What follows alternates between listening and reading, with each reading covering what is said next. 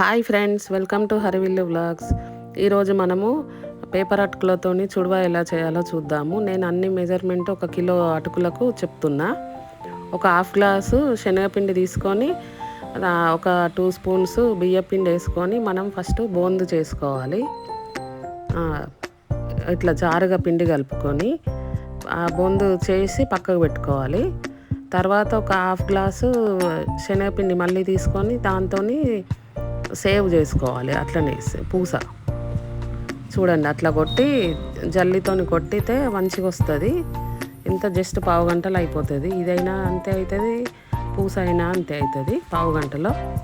ఇప్పుడు అట్లా చేసి అంతా తీసి పక్కకు పెట్టుకోవాలి. దాంట్లో ఏం వేయద్దు, ఉప్పు కారం ఏం వేయద్దు, ఎందుకంటే చుడవాలో ఉంటుంది కాబట్టి మళ్ళీ ఇది అది ఎక్కువ అయిపోతుంది అన్నట్టు.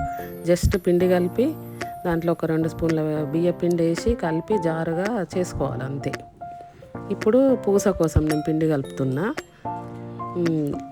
కొంచెం గట్టిగా కలుపుకొని మా పావు ఉంటుంది కదా, పూస పావు, దీంట్లో కూడా 2 స్పూన్లు వేసుకోవాలి. ఇట్లా ఆయిల్ రాసి పిండి అందులో పెట్టి తిప్పుకోవాలి. మంచిగా నూనె మసిలినాక వేసుకోవాలన్నట్టు. ఇప్పుడు ఇది కూడా అట్లనే చేసి పక్కకు పెట్టుకోవాలి. ఈజీగానే అయిపోతుంది. ఒక పావు గంటలో అదొక పావు గంట, ఇది ఒక పావు గంటలో అయిపోతుంది. ఇప్పుడు మనము అటుకులు చుడవా చేసుకుందాం. ఇట్లా మంచిగా పైకి తేలుతుంది పూస అంతా.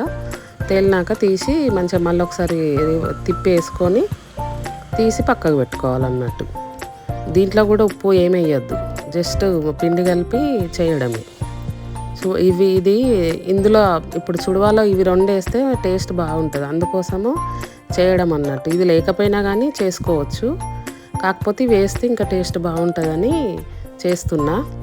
మామూలుగా ఈ పూస బొందు లేకుండా కూడా చేయొచ్చు అన్నట్టు అటుకులు.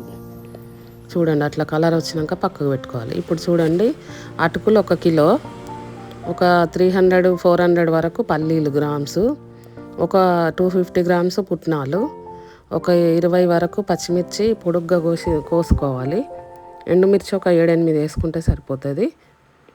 అట్లనే సల్ల మిరపకాయలు అంటారు, అవి కూడా ఉంటే వేసుకోవచ్చు అన్నట్టు. అవి లేకపోయినా పర్వాలేదు, కానీ ఉంటే మాత్రం వేసుకోండి. అవి కూడా ఒక 10 వరకు. చూడండి, పల్లీలు డైరెక్టే, నేనేం మళ్ళీ బయట వేయించలేదు. ఇప్పుడు దీంట్లోనే ఆయిల్లోనే వేసి చేస్తున్నా. ఆయిల్ ఒక 100 గ్రామ్స్ వరకు పడుతుంది. ఫస్ట్ ఆయిల్ వేసుకొని తర్వాత పచ్చిమిర్చి వేసుకొని తర్వాత ఒక 400 గ్రామ్స్ పల్లీలు వేసుకొని అవి కూడా కొంచెం ఫ్రై అయినాక అప్పుడు చల్లమిరపకాయలు ఎండుమిర్చి వేసుకోవాలి.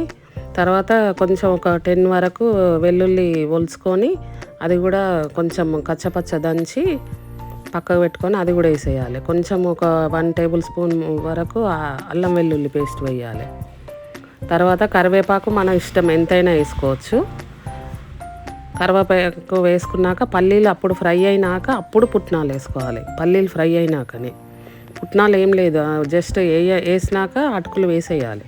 పుట్నాలు ఆల్రెడీ ఫ్రై అయినాయి కాబట్టి మళ్ళీ ఇందులో ఫ్రై కానియద్దు. పుట్నాలు వేసినాక అటుకులు, నేను కిలో అటుకులు వేసిన. చూడండి ఎంత మంచిగా వేసి కొంచెం పసుపు తగినంత ఉప్పు వేసుకొని కలబెట్టుకోవాలి. మీడియం ఫ్లేములనే కలబెట్టుకోవాలి. కొంచెం అట్లా మనం ఇట్లా మ్యాష్ చేస్తే పొడి అయిందనుకోండి, అప్పుడు చుడవా అయినట్టే.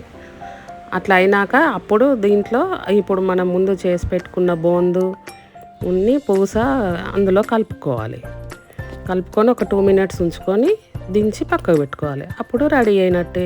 చూడండి, ఇది ఎప్పుడైనా మనం జర్నీ చేసినప్పుడు తీసుకెళ్ళడానికి ఈజీగా ఉంటుంది, టేస్ట్ కూడా బాగుంటుంది, హెల్దీ కూడా, ఎందుకంటే అటుకులు కాబట్టి.